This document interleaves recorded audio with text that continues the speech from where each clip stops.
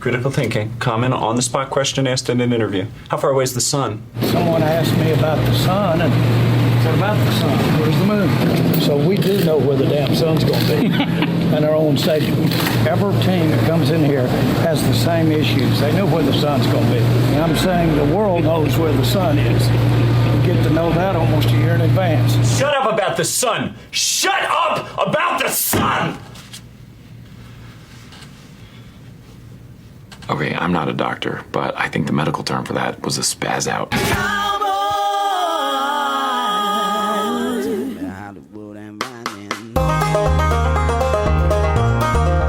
All right, the One Star Cowboys podcast is back. We're getting ready to go. It's the big one, man. The battle for the silver boot. You know, the Lone Star State is up for grabs Monday night. It's a big one, and, you know, this is one, it doesn't really matter how the season's going. This is the Cowboys Super Bowl. For every other team, you know, it's just this week. This is the game of the year for the Cowboys. I'm Kevin Turner. As usual, Saad Youssef, John Machota, and Kent Garrison. We also have a special guest. We brought in some reinforcements, someone who covers the Texans very well. A man who told the radio business, I don't need you, all right? I'm going to do my own thing online. You can find him on his YouTube channel, The Locker Room. You can go find it. It's Landry Locker. Hello, Landry. Welcome. It's good seeing you guys. This is the highlight of maybe my month, man. To see you guys, talk to you guys. Saad, I've known for a long time. KT, I've known you longer. John used to try to hoop. I emphasize try to hoop back in the day. But yeah, it's a joy getting to talk to you guys. And I still follow y'all's work, and this is fun times for sure. Well, look, we'll talk a little nuts and bolts about the game. Although it's weird because once Dak went out, it did change the kind of our preview episodes. We've been kind of looking for a little more to talk about. But we'll start with you, John, just to get it going. Injuries, things like that. Like, how are we looking for Monday night? And specifically, what's going on with Deron Bland? What are we going to have to do here? All right, before we get to that, though, did you know there's a Governor's Cup between these two teams? An actual, like a trophy that's awarded to the winner of this game? Yes. I vaguely remember something about this from 4 years ago, the last time we played. Somebody was mentioning this in the media workroom this week, and I said, this sounds like something where, like, one time, the last time the Cowboys won it, Jerry just randomly gave the trophy to Dez, and it's in his basement somewhere. Like that, none of that would surprise. I'd never even heard of this until this week. So no, but Wikipedia says it's real, so I'm going to go with it. But anyway, well, real quick on that. It's just, whenever, especially when it's an uncommon opponent, I go back and watch like the highlights for just all the games between the two teams, since like 2000 ish or whatever. And there are a few games that will ever cross the 2002 for the Houston Texans to be an expansion team and then beat the Dallas Cowboys in their first game ever. I mean, not that I forgot that happened, but like, damn, like you talk about, I know they lost when they put like some of the triplets in the Ring of Honor and like they've had some bad losses, but to lose to an expansion team in their first week in 2002, like I forgot how embarrassing that was.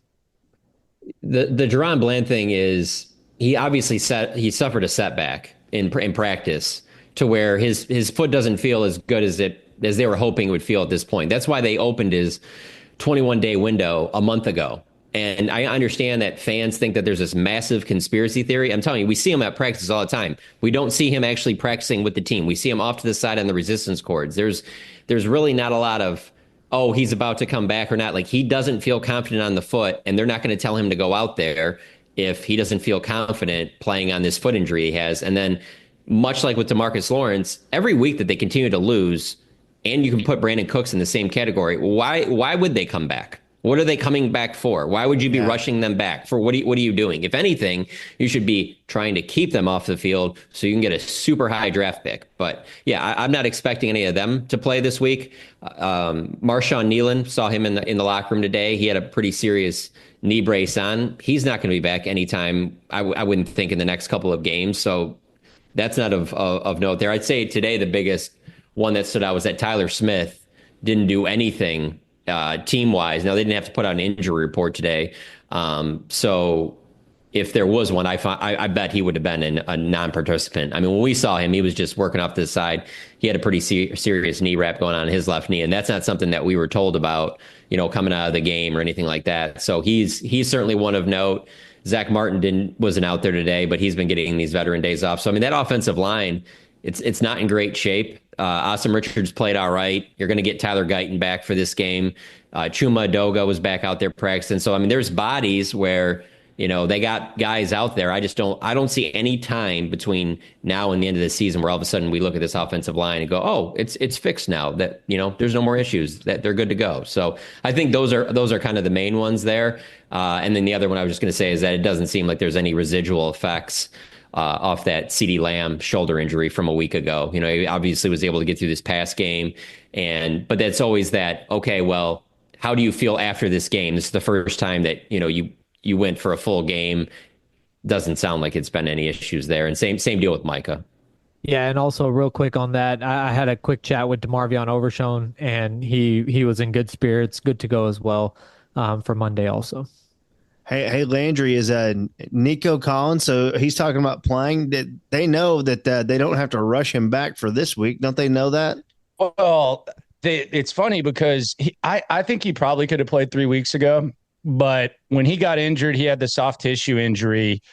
There were 4 games upcoming, and the last 2, you were going to have to play 2 games in 5 days. So he would have probably come back, but then they played the Jets 4 days later, and that's a crappy-ass surface, which y'all know very well, and he actually got hurt on it last year. So I think he could have played against the Lions too, but the division is such to where they have the 2+ game lead against the Colts.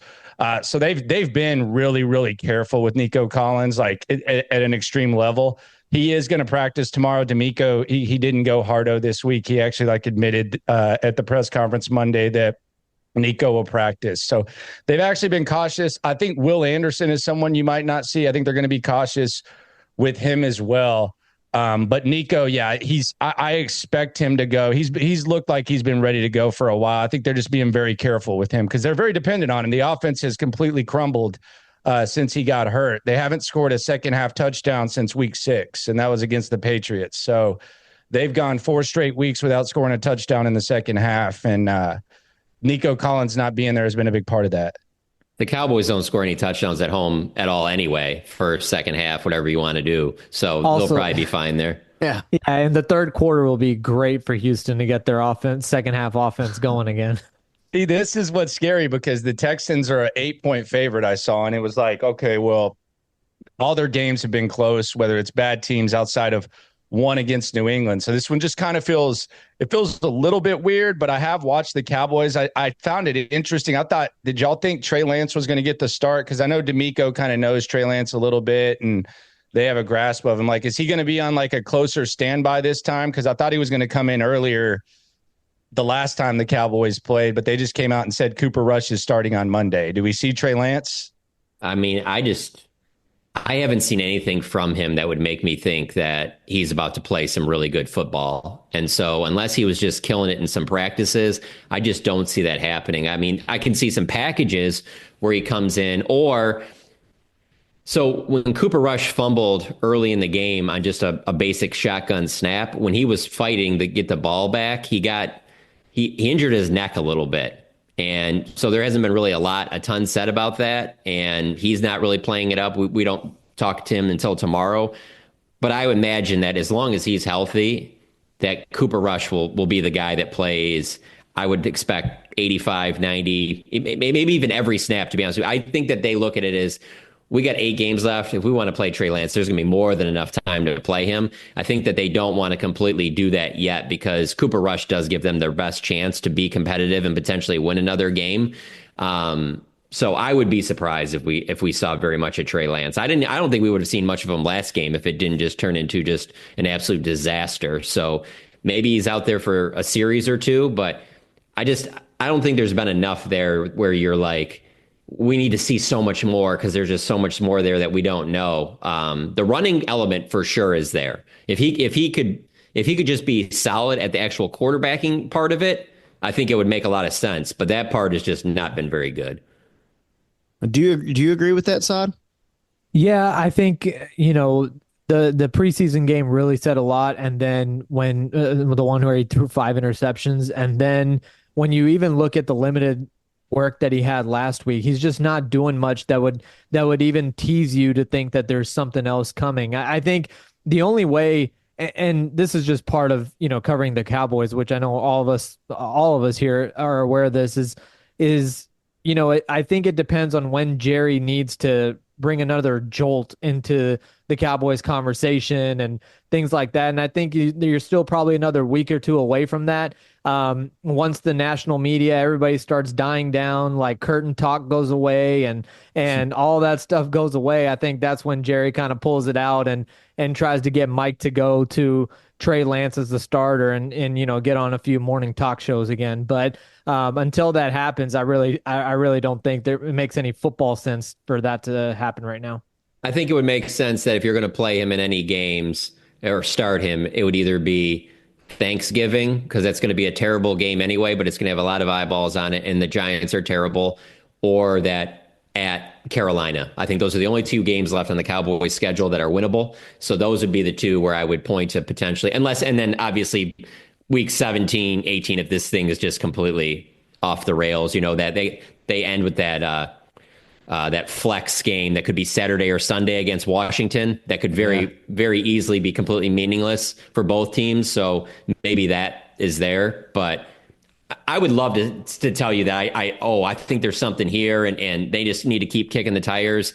I don't necessarily see that though. It is a wild position to be in, with 4 of your next 6 games being the national TV exclusive game for all of America to watch. And these games have been blowouts. They haven't been close. And it would take you're stuck on Thanksgiving. You're stuck on Monday night this week. The Bengals game is a Monday night game. Dude, you can't even flex out of some of these. The Sunday night game against Tampa Bay in December, that'll get flexed out probably. Well, maybe not. But if Tampa Bay's in it, like in some type of hunt, they might say, well, you know what? It is a Cowboy game. We might get it up numbers. But it's just that's a wild place. And that's the thing that might scare Jerry the most than anything happening on the field. Dude, America's talking about getting rid of your game because you're not interesting enough. Well, we don't really ever talk about either is that when Lance did play poorly in that last preseason game, within like a week or so, that's when that contract got done with Dak. Was that the final one for Jerry to be like, all right, well, we gave it a try, but get that contract done now. Yeah, I don't know, man.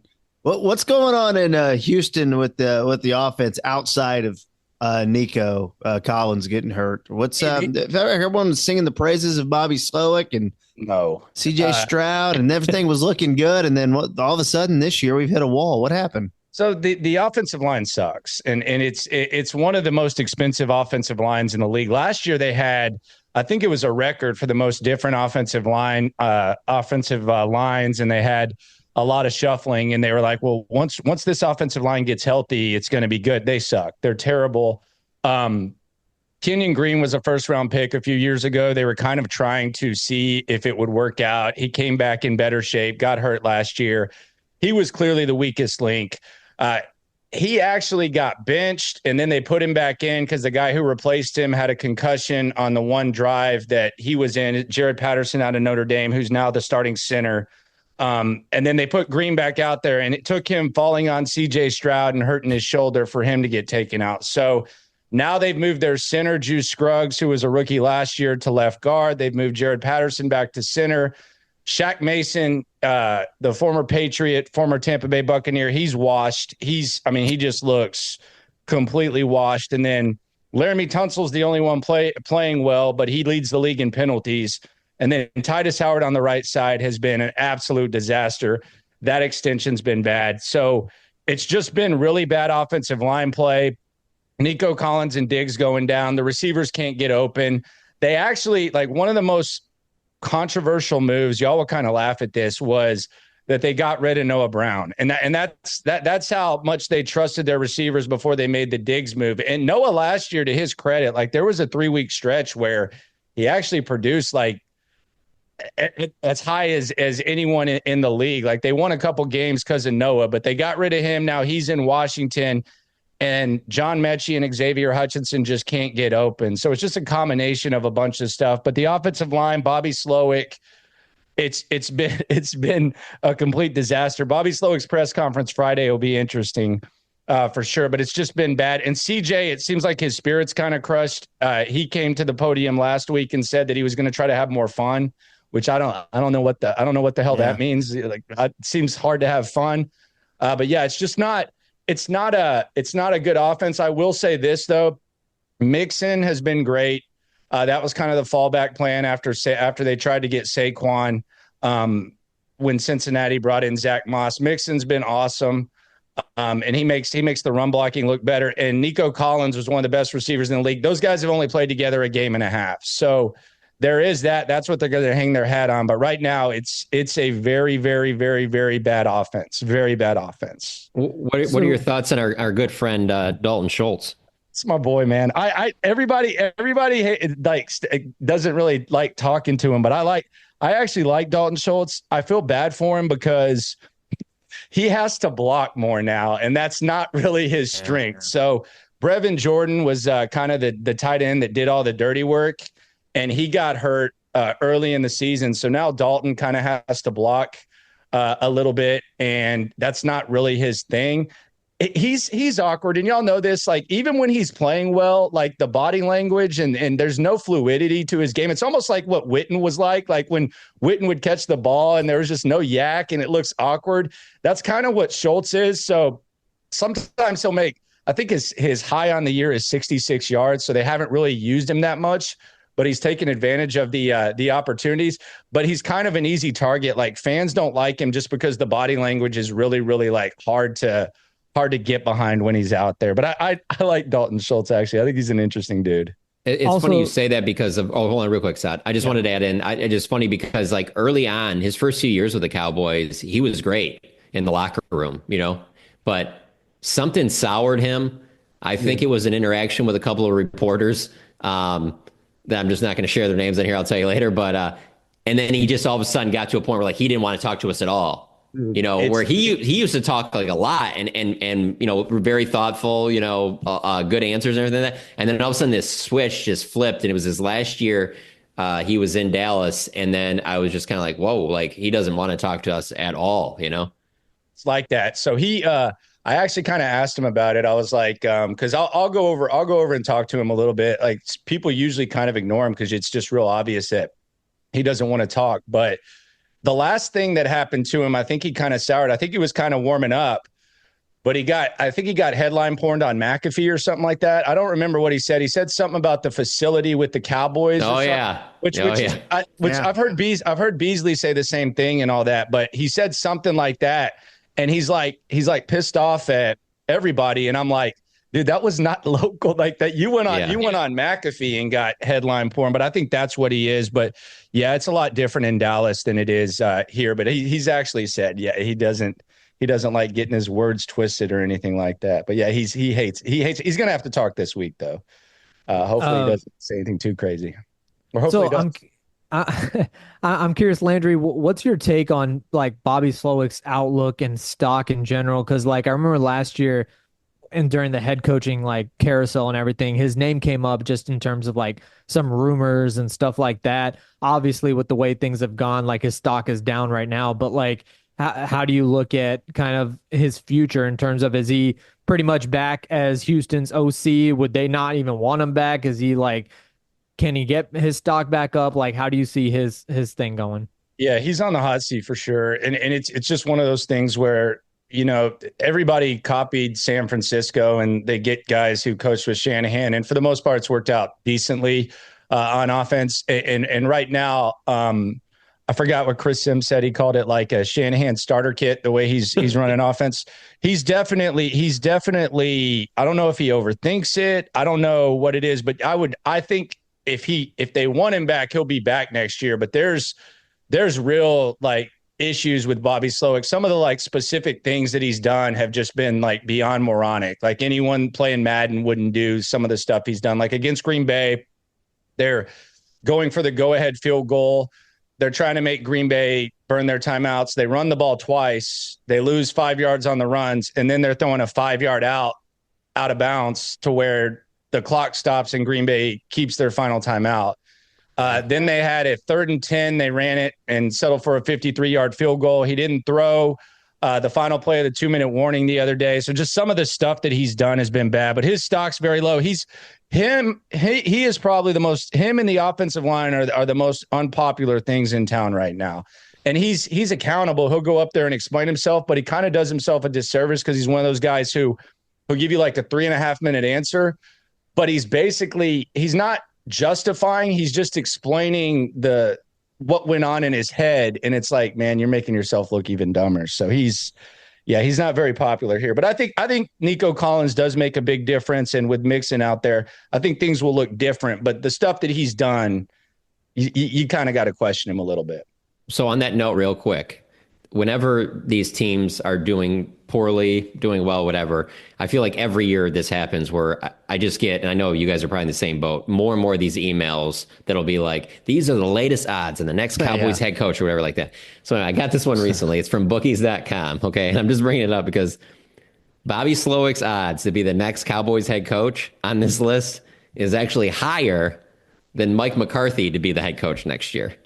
I can see that because we know it's not going to be McCarthy, though, right? Yeah. So the Slowick odds, though, just to be fair, it's not like they're top 5 or 6, 7. I think he's around 8 or 9, but they're like neck and neck with like the odds for like it to be Tony Romo and Deion Sanders in there. So it is it's not that very realistic. And also, for full transparency, number 1 on the list is Joe Brady, the Bills OC, which I don't see happening at all either. So just wanted to throw that out there because you guys were talking about Slowick. Where's Belichick at?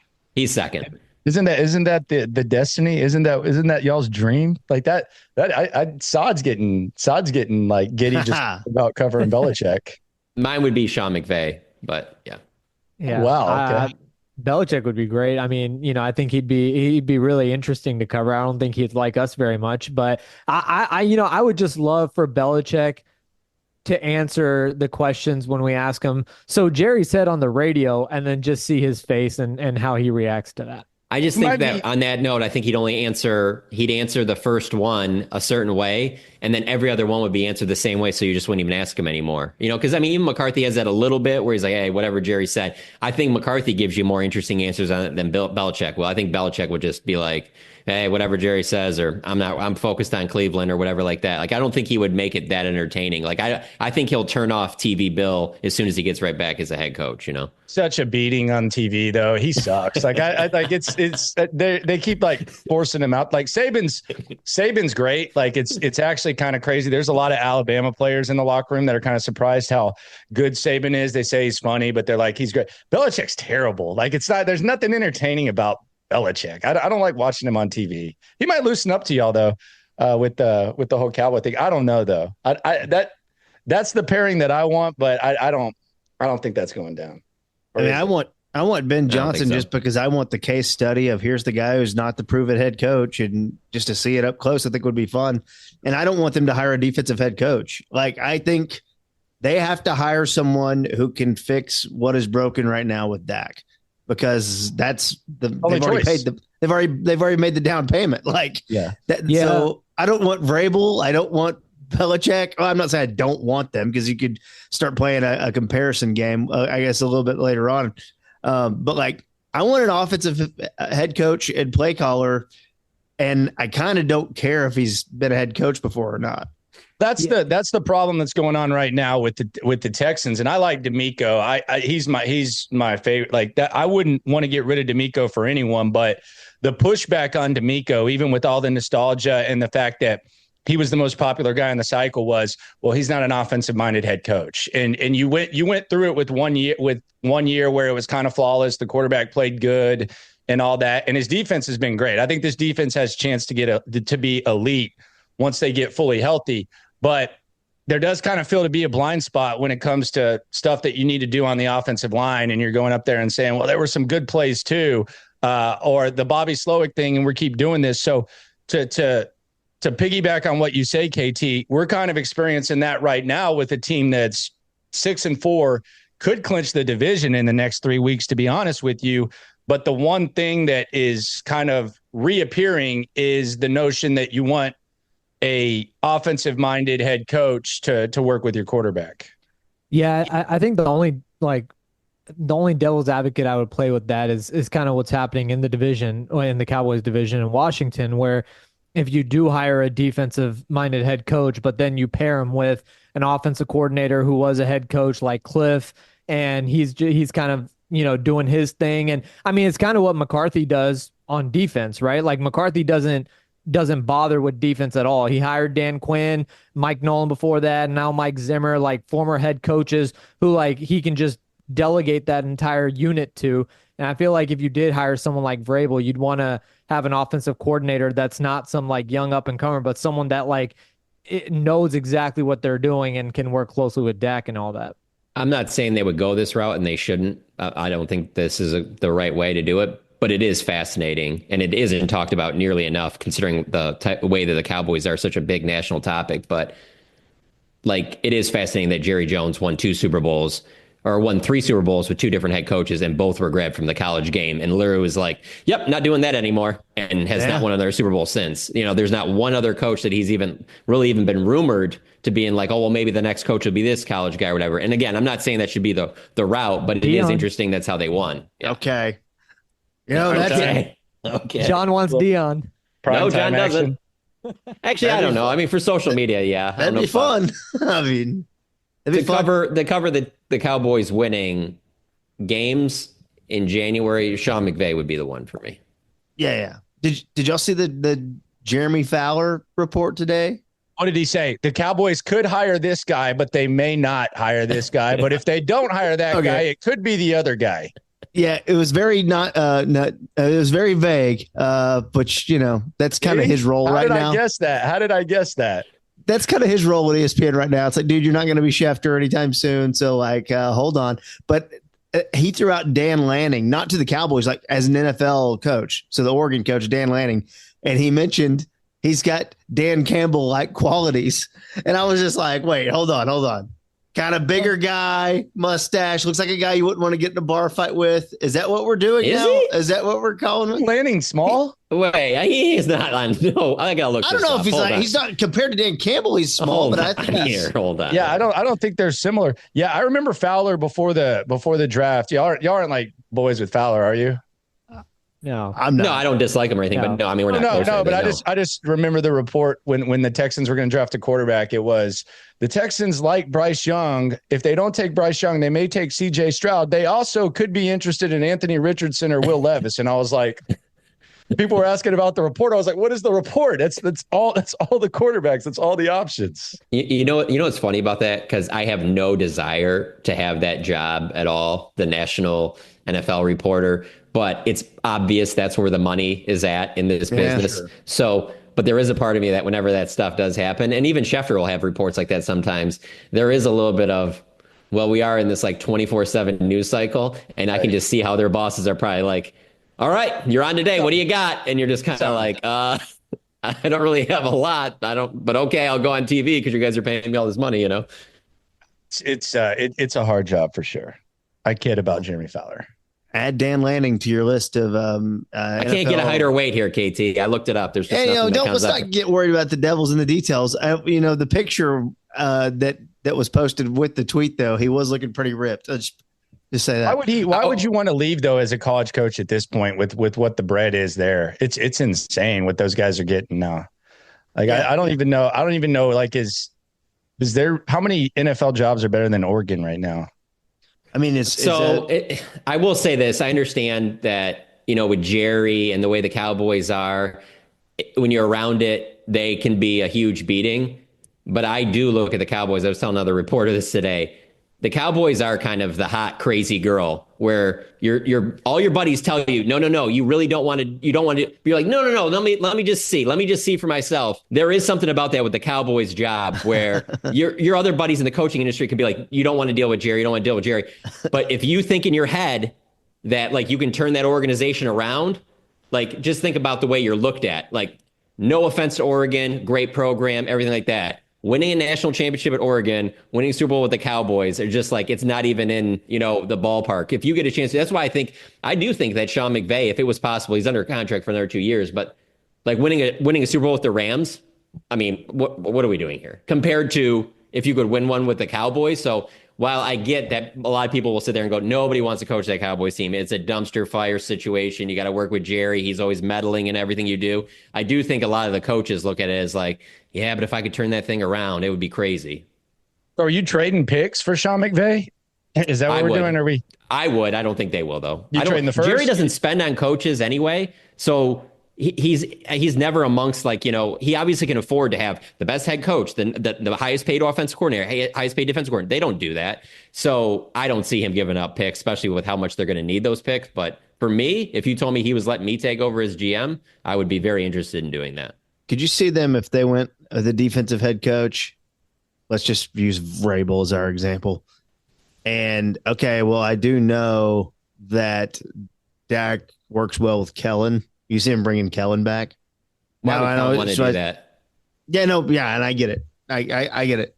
But I mean, it's just like I'm struggling with finding guys who are on at that line of, oh yeah, I'm really excited to be the offensive coordinator for the Cowboys, but like not the head coach. Like there is a bit of a little gap there to where they're like, well, why would I do that? I'm already an offensive coordinator here, or I can go try to be a head coach. The only reason I'd say you do it is because you're going to be with a coach who is going to lean more to the defensive side. Because I do think if Vrabel is the hire, Jerry would do it because he thinks it's like Dan Campbell, the former player, big guy, all that stuff, that he can be kind of the face of the turnaround of whatever. But I think if you're the offensive coordinator coming in, you're going to get pretty free reign to do whatever you want. You're not going to have to worry about the head coach trying to meddle in with the offense stuff. And as much as we can sit there and be critical of him right now, I also think a lot of coaches would look at Dak, CD, and then turning around the offensive line and being like, this thing is not the rebuild project that some people might think it is. No.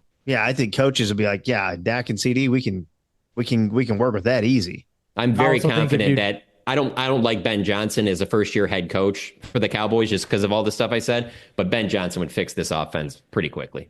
Yeah, I also think if you did hire a defensive coach, though, like I think Jerry would let him bring in his own offensive coordinator, like his guy, whatever it is. Like Jerry's shown to allow to do that, so I do think that would probably happen. And there's not really that guy on the staff that you would like where it was like he had Mike keep Kellen. There's not anybody in this staff that he would do that to whoever the next coach is. Vrabel brings in Arthur Smith again. Yeah, he's got a gig, though. Arthur's doing all right. He likes a guy named Tim Kelly. Tim Kelly used to be the OC with the Texans. Y'all can have Tim Kelly if you'd like. Bill O'Brien with the Giants now or something? I'm not sure. He followed Bill O'Brien around at Penn State for 6 years and then worked his way up here, ended up being the OC, and then I think Vrabel brought him to Tennessee. So maybe that would be the guy. Who would Belichick bring in? Josh McDaniels, man. And then you'd have Matt Patricia. If Josh couldn't do it, Patricia would get it. Yeah. Dude, Matt Patricia, I hate Matt Patricia so much. He almost broke my foot when they were having like a joint practice here. Because you remember when he hurt his foot and he was I know exactly what you're talking about. And he was going around on the four-wheeler. Dude, we were just sitting there in the middle of the practice field and he just revs it like right by me and like hits me in the shoulder and like nudges my foot a little bit and just goes on the practice field. Like didn't know nothing. I hate Matt Patricia. Plus he also has a pencil and he has a highlighted play sheet. That's when you know you're a weasel. I hate Matt Patricia. Man, you have to get in line with if we're gonna we can't even I can't yeah, talking to a Lions fan. Yeah, you can't even. Okay. You can't even. Yeah, I forgot the Lions. Yeah, you can't even. I mean, dude, what if are you going to be able to cover him objectively when he's the DC for Belichick and Belichick's got Patricia there? I mean, I have experience. Rod Marinelli was the defensive coordinator here. I mean, he did a whole season where he didn't win a single game in Detroit. But it would be tough because there was Patricia's a little bit different than Rod. Rod's at least for sure. A nice guy. No, 100%. What about if Patricia tells you to respect the process and have some posture like he did at that one press conference? That is wild, man. Yeah, that was at least if Patricia's the defensive coordinator, at least it's not really him. Like at least it's Belichick's defense, and not like Patricia running the show. So. It would be the closest I've come since I've lived down here to thinking about maybe a different job. Yeah, let's push Patricia out to sea, and let's just assume that Bill would let Steve run the defense. Right. Let's just assume that, and then we don't have to even worry about all these Patricia hypotheticals. Hey, real quick though, Landry, I want to say though, because when you were talking about that, how the upside and what you think that Texans defense can be when everybody's healthy, I have not seen anybody this season swarm the perimeter runs that the Lions had like the Texans did, man. Like it was crazy, Yeah. especially like not having Will Anderson out there. Like that is a nasty defense for sure when they're healthy. Yeah, and even they're missing their best linebacker last year, Christian Harris. I don't think he'll be back till December. Like there've been times where they've had 5 starters out and they're still doing their thing. It's funny you said swarm. That's their mentality. They have shirts that say swarm. So that's like that literally their identity. But yeah, the defense is insane. They actually had a good draft. They ended up drafting Lassiter out of Georgia. People thought he was too slow. He's doing great. He's probably not going to play Monday because he had a concussion. And then Bullock out of USC. People thought he was too skinny. He's already got 4 interceptions. So they've just done a really good job building that defense. And D'Amico, for as much as we complain about the offense, the defense has just been whatever they set out to do, they can do. But there's going to be a weak link on the opposite side at corner. It's just the Cowboys don't seem to have a second receiving threat. So that might be a little bit of a problem. Yeah, the Cowboys offense is really bad. How's Brandon Cooks doing? How's he doing? Is he is he doing his thing out there? He's had this knee injury and he went to New York and got this some type of an injection to help with the knee issue he's dealing with, and it ended up getting infected. So he hasn't played in a while. I mean, he's been working his way back into practice. Is he? Yeah, he is. He is. I mean, I thought he'd be back by now, but it looks like it's still going to be probably a couple more weeks. So yeah, so the number 2 receiver is probably going to be like Jalen Tolbert. It's and they did that trade for Jonathan Mingo, and I think he'll play. Mingo week. I think he could play in this game, but I mean, I wouldn't really expect much production there. So yeah, they're not in a great spot at all. And then Jake Ferguson, their tight end, who I thought, especially last year, like I thought he did a really good job, kind of replacing the loss of Dalton Schultz, but he hasn't had as impactful of his year as I think a lot of people were expecting. And really, to be honest with you, when you look down the whole entire Cowboys roster, like if you sat there and you go, okay, who here is exceeding or even just meeting expectations? I mean, it is like you can literally count on one hand. It's like DeMarvion Overshone, Brandon Aubrey, the kicker. I'm pretty much done. Jordan Lewis. Yeah, Jordan Lewis for sure. Yeah, that's pretty much it. Yeah. Is Overshone going to play? BB? Yeah. He was out practice today. Yeah, Maybe BB. Oh yeah, BB's been fine. Yeah, dang, that's a small list. Tyler Smith. Tyler Smith's great, but Yeah, you he's were meeting, expecting yeah. him to be great, right? Yeah. So- Yeah. Rico? That's pretty much I don't it. know. Rico? Maybe? he's Maybe the getting last there. 2 weeks. Yeah, he's last getting there the last couple weeks. Yeah, Well, that could have been happening the whole time, though. They just chose not to. Like, That's that fair. could have been happening the whole effing time. That's fair. I mean, Yeah. dude, I can't handle the Zeke thing. I can't. Yeah, what is going on there? What is that? It's ridiculous. I mean, It's not real. this was the most insanely buyers friendly running back market that I've ever, we'll probably never see, like, as far as like a buyer's market for running backs, we will never, I don't think we'll ever cover like as much of a buyer's market as this was. And they didn't even like touch it. That was really the most surprising thing. I think you look at Dallas, I thought for sure, like, I know Derrick Henry, like somebody you thought they would have done, and they brought back the ghost of Zeke Elliott. It's shocking that's where they are, and that's what they decided to do. And they didn't draft anyone either on top of that. So yeah, there was nothing. There was a play last year where Hunter Lipke fumbled, and then I don't think Hunter Lipke got another carry for the rest of the year. Now, trust me, I'm not trying to give Hunter Lipke a ton of carries. I thought it was a very telling, well, even more telling than all these other obvious signs that we know, that Zeke fumbles in the red zone and then they run him right back out there and give him the ball again, like the next play. Like anyone else wouldn't have touched the ball for a while, but no, it's Zeke. So Zeke gets a free pass because Zeke used to be good. And it just drives me insane. How many shadow stories have you guys written? Are y'all on the shadow story train? I feel like there's been like a shadow beat up there the last week or so. Have y'all been on it? It's been a while, right? The Go ahead. sun or whatever, all that. Oh yeah. The sun. Yeah. Oh yeah. No, Shadows. That's been a storyline since that stadium opened. It just we're in a spot now where it's the way I kind of describe it is they're playing terribly. So it's let's look at these other. Why is it? It's the sun. It's the in the stadium. It's the tours at the facility. And my comp to all of this is, to me, the two best teams in the NFL right now are the Lions and the Chiefs. And the Lions have just bent over backwards to keep Jamison Williams on the roster. I mean, gambling suspension, PED suspension, just gets pulled over with the gun in his car. But that's fine when business is booming and you are winning.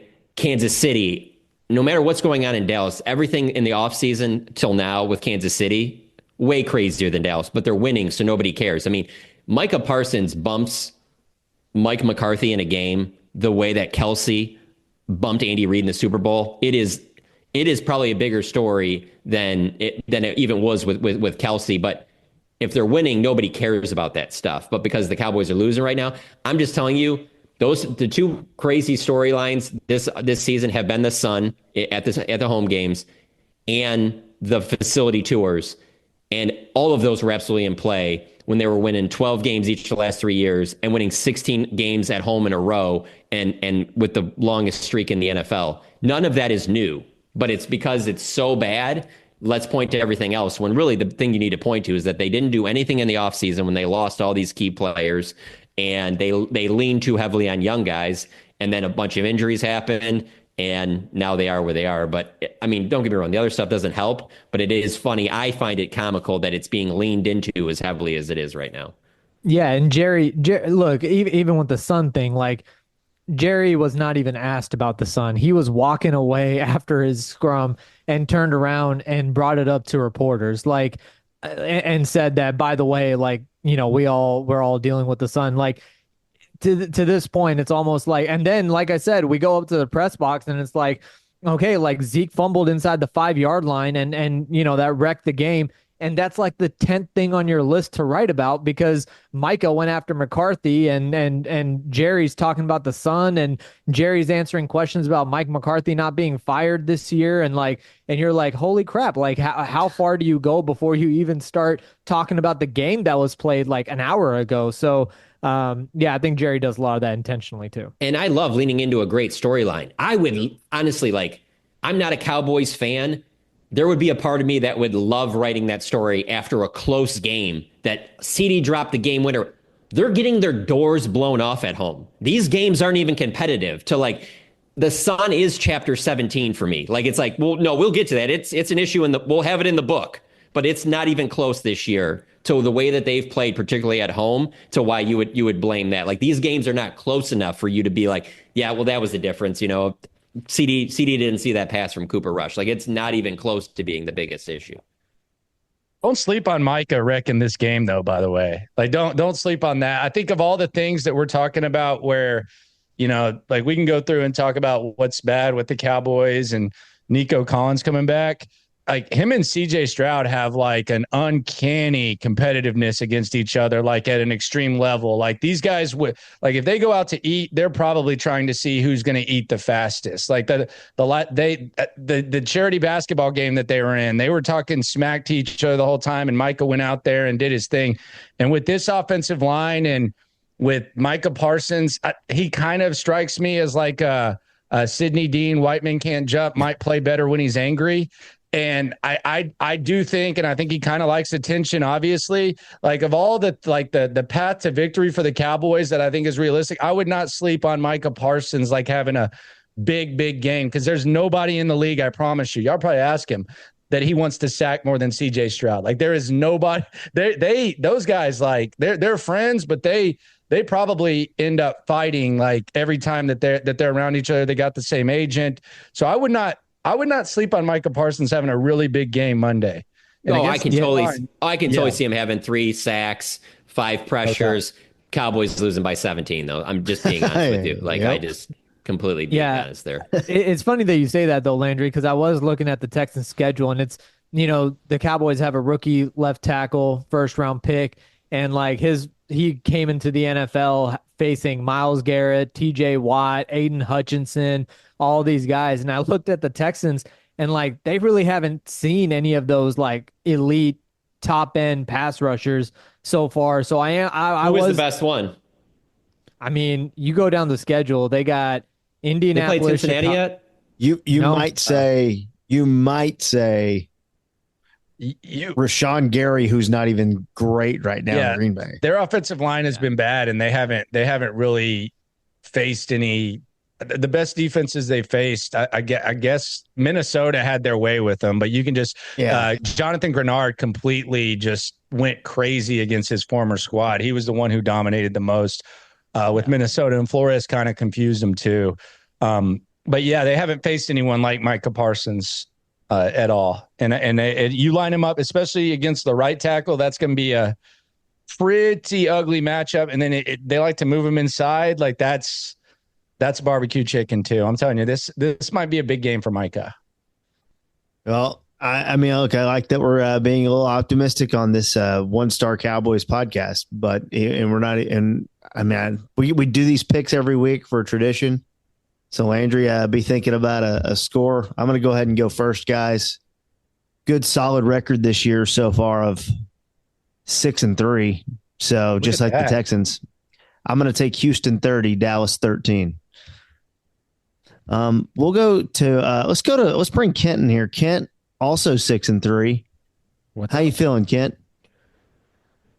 Oh, I'm gonna go Houston 24, Cowboys 16.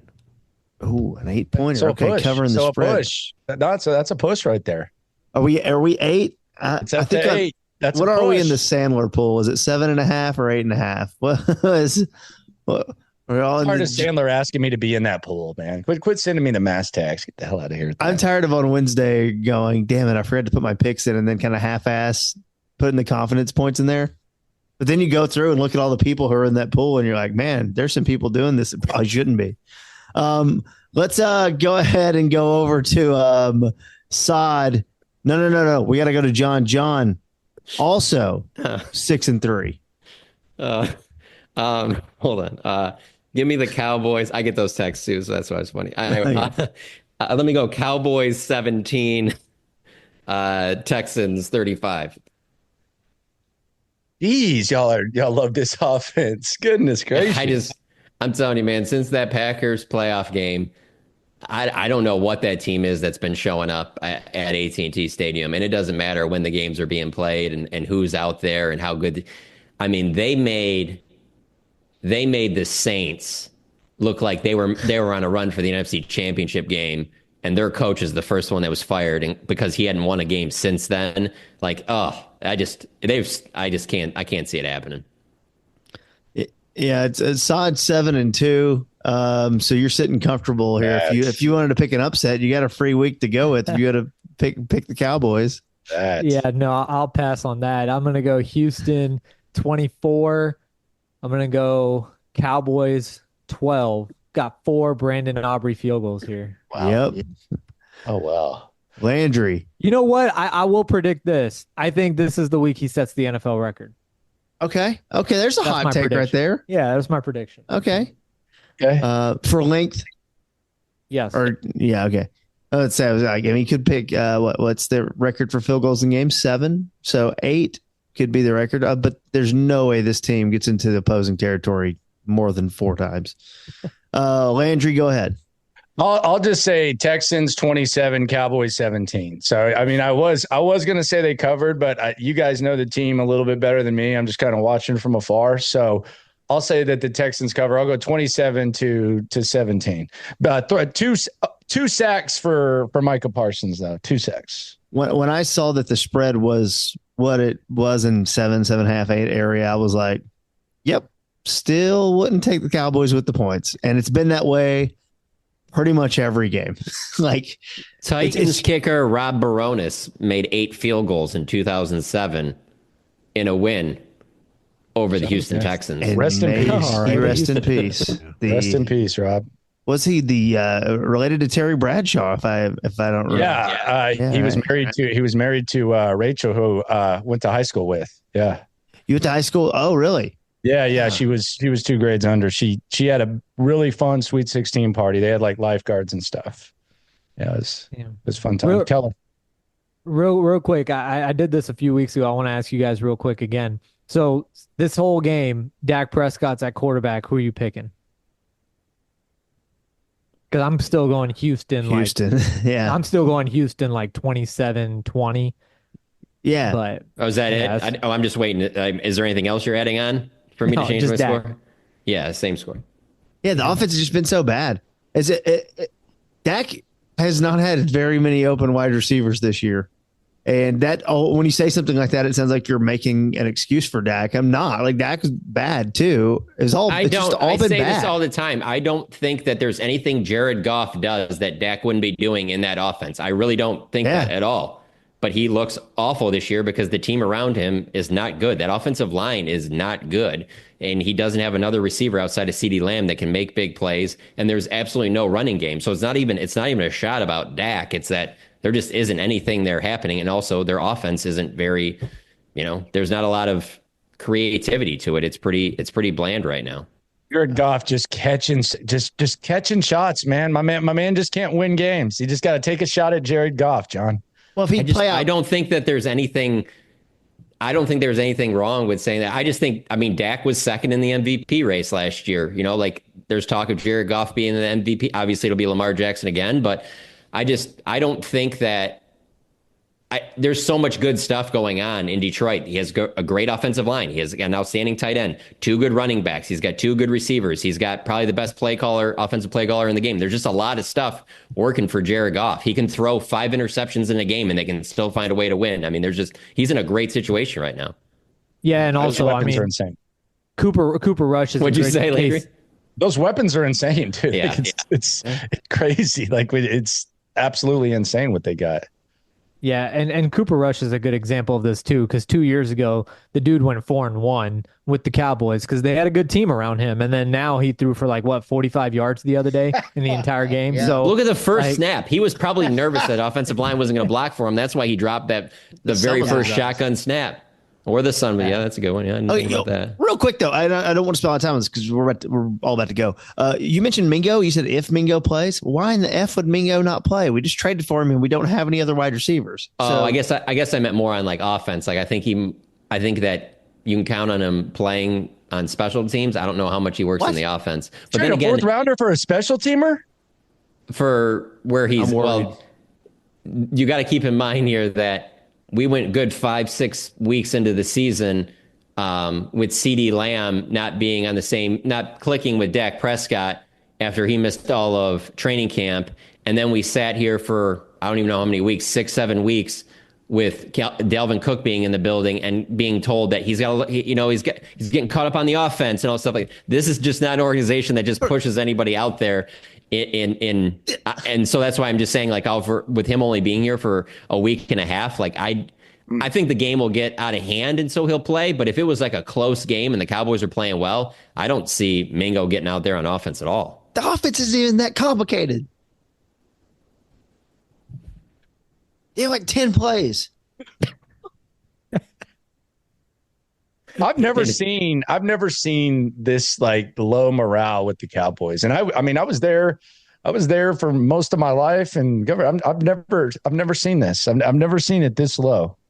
Yeah, this is definitely the lowest it's been in the 14 years I've been down here. Because even in 15, you were like, well, yeah, there's all these injuries. Like Romo, I think, missed 12 games, and you kind of had this feeling, hey, they're going to have this top pick. They'll be able to do something with that, and they'll be a pretty good team because in 14 they were really good. So you're just thinking, okay, that was just kind of whatever. They'll kick it back into high gear, which they did. It just wasn't with Romo. But yeah, you just where it's at right now, you just don't see it turning around. And then the other part of it is that you just know that there's still half the season to go, and there's nothing realistic that's going to turn around about it. It's a fat and happy organization. They operated like a fat and happy organization. The way they did business in the offseason was like when you get frustrated at teams that just won a championship and not doing enough to try to run it back.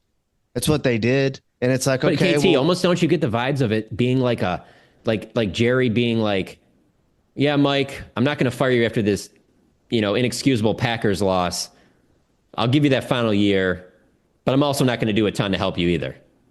Yeah. Now that cards have been played, that's the way it looks. And why would you, what I just said, why would you say any of that at the combine? Why would you say any of that at the Senior Bowl? Why would you say any of that in that press conference that starts training camp? Why would you say any of that?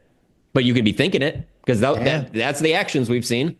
I also think it goes back to off-season point that, John, you were making quite a bit, which was it might also just be a message to Dak of like, all right, like, you want this big contract, and if you're going to have this big contract and this monster cap hit for the next 4 years, you're going to have to do it with less talent around you. Now, they left a lot of money on the table this year, but Dak's cap hit is going to go up in 2025 and all that stuff, and I feel like it could be a little bit also of like, all right, you want the highest paid quarterback in NFL history, which means the highest paid player in NFL history, the second highest paid non-position player or non-quarterback player in CeeDee Lamb, like, it almost feels a little spiteful. I'm sure it's not like that in terms of Jerry's mindset, but that is how it appears sometimes. And if it is sounding too negative, I will say though, this is a phenomenal league of parity. I mean, just look at where the Texans were beautiful. A few years back, how bad the Lions were a few years ago, and how quickly you draft pretty well. Commanders. You can turn this thing around quickly. Yeah, Commanders, yeah, for sure.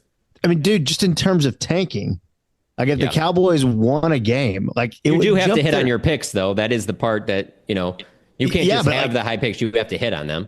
To be like where they are and be as big of a joke as they are right now and still not qualify for a top 10 pick is remarkable. Like, this is great. But there's also not a team this year where you're like, well, they're only going to have one win.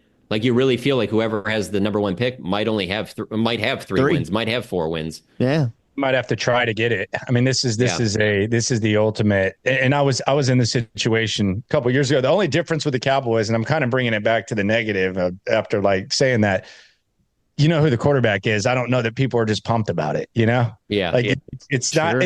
But the other part of that is I don't know that I would be excited about any of these quarterbacks in this class either. So it's kind of like a double-edged type of sword thing. You're not excited about Quinn Ewers? Come on. Anyone who drafts him early, come on. Let's be serious. Yeah, big Longhorns guy. We didn't even have time to get into that. Landry's huge Longhorns fan. Having a good year down there in Austin. Yeah, luckily we're in the SEC and not the Big 12 because it would be probably have 2 losses there. But, it's kind of a cakewalk outside of Georgia. So just show and win. Yeah. John and Landry are in like opposite boats. John's college team is just down the shitter and Landry's team is soaring, and then John's NFL team is doing great. So, yeah. Yep. Landry, you grew up a Cowboys fan? I did. I grew up up there. Yeah. So I was in Austin and then moved to Dallas. I stopped really caring though, like as soon as I went to journalism school. So yeah, I haven't cared since probably like 07. When you're under Galloway, it's just kind of like, yeah. That's true. Yeah. That's a good point. What are you going to do? Right. Yeah. Keep it going. Yeah. With Galloway, that'd be terrible for you. Yeah. You can't, you just kind of who cares? What a legend though, man. What a legend. I will always remember listening to those shows when I first moved down here because I was like, this is exactly what I was expecting when I came down here. And man, he was must listen. I miss him for sure. Not being on the beat. Man. Yeah. He could still carry the show. He's the only guy I'll see like we'll drink 12 beers together and then he'll order a milkshake or something. Like what a beast. Yeah, just a monster. Well, Landry, we appreciate you joining us on the podcast. Promote your YouTube channel and what you got going on, man. Locker Room on YouTube, kind of the digital beat. So I'm there every day. We do a morning simulcast with another guy who covers the squad every morning at 9, and then I'm live at 10:30. So I have like a night show vibe and then a morning show vibe, and just cover the squad, piss off the coaches, and all that type of stuff. So yeah. How do you have time to do all of that and then like be around the team too? Like, how does that work out? So we have my wife's job is a little bit flexible. We have a nanny that comes here from 10 to 3, and they're typically done at 3:30, and then I just walk down the hall, do the live show in the morning, and then the live show at night. So it's actually pretty easy. It used to just be go up to the station from like 8 to 2, but now it's cool because you can go there. And I got to start the channel before, so it's a little different market than Dallas. Y'all have like a lot of digital. There wasn't much digital, so there's a big opportunity there. So yeah, it's fun. Yeah. It's cool. It's a lot different. You guys are lucky to be covering that squad because the dog-butted years are much worse here than they were there. I promise you. Like it sucks. To try to David Coley and Lovie Smith, it is bad. I believe it. I believe that 100%. Well, everyone go give Landry a follow online. Check out his stuff. Landry, I owe my career to Landry, so I'm really happy to see. I got Sod hired, and I and I almost got in a fight with Jeff Catlin about it. This was the one time because when ESPN got bought by the Ticket, I somehow ended up being the APD, which is basically just keep stuff off of Jeff Catlin's desk because he had to run the Ticket, and that was like kind of at the peak of the fan. By the way, he actually he did a pretty good job though, like as a PD, like even if it was his second station. But we were going through the hiring process, and you'd always see Sod up there. He had like the same wrinkled JCPenney suit, and he would like maybe switch like 2 shirts like each day. He'd be asking Mavericks questions and all this type of stuff. And we're going through the hiring process, and I think I went up to you and I said, "Hey, dude, you should apply for a job here because we're trying to get like reporters and like board ops and stuff like that." Yeah, and I said, "You should apply." And I told Kat, and Kat's just looking at this little pipsqueak. How were you 18? 19. Yeah. We're 19 years old. And he's like, hey, these kids are college graduate. I'm like, dude, trust me. This is going to be like, he will give you everything you have. These kids aren't about this life. They're going to end up getting in radio. They're going to hate it. They're going to realize that there's no way to get up or anything like that. This kid's in college. This kid is going to do everything you want. And he's like, oh, what about, I'm like, he's like, this is a question he'd always ask. Would you put your job on the line for him? And I was like, yes, I promise you. Yes, I would. This guy's going to do his thing. And Sod did his thing. And that was the end of it. And he still sends me a card every year. It's like, dude, you can move on now. Sod, it's coming. Sod's a sweet person. I'd done nothing for Sod, and he got me a gift one time for the first years I met him. I was like, I've done nothing for you. I could be a horrible person for all you know. He was always trying to ask all the questions. Like he was doing his thing, like just real like grinder out there. Hopefully the suits are a little bit better though, because I think he had one suit, and I did have one suit. I would just switch the shirt out. I had like 4 shirts with one black suit, so I would just switch that out. Did everything. And my favorite argument that you ever had though was you and DJ arguing about who got more chicks. you and DJ Ringenberg were just arguing about who got more chicks on the air. No, they were just in the back studio. I don't know what happened. Sod was feeling himself, and somehow DJ said something to him, and they started arguing for like 10 minutes about who got more chicks. It was one of my favorite moments in radio history. One of my favorite moments though was just real quick. It was the first Saturday that I got hired. It was Landry and Ted Emmerich had a show on Saturday, and I showed up like in a full suit. And again, this is in radio, and they were like, what the hell is wrong with you showing up in a full suit? And then the Mavericks played that day, so I just played it off, and I was like, oh, no, because I'm going to the Mavericks game right after. And I really wasn't, but yeah, my first day I showed up in a suit to a radio station, so. That's the beauty of radio is you don't have to do that. Just wear exactly. whatever. On Saturday morning. Here comes it. No one's up there. Hey, Sod, I can relate. I wore dress pants and dress shoes to the very first training camp practice out in Oxnard. And and that's when like Tim McMahon was on the beat. I mean, they just destroyed me. Oh yeah. Oh yeah. Yeah. Oh man, yeah. McMahon would have definitely given you everything there. He's soft now though. He's softened up over time, right? Yeah, he got married. He's a much different man. Well, he's not picking fights in the Cowboys locker room anymore. Yeah, he's not stirring the NFL drink too much, right? Nah. Well, Andrew, thank you for the time, dude. We'll be checking you out, and we'll catch you up for a preview of the Super Bowl for Cowboys Texans that comes up in February. These two teams meet again. We'll do a couple preview episodes then. All right, appreciate you. For Landry Locker, for Sod Yusuf, John Machota, Kent Garrison, make sure you check out the Mad About Movies podcast with him. I am Kevin Turner. We'll talk to you on Monday night after the game on the One Star Cowboys podcast. Shut up about the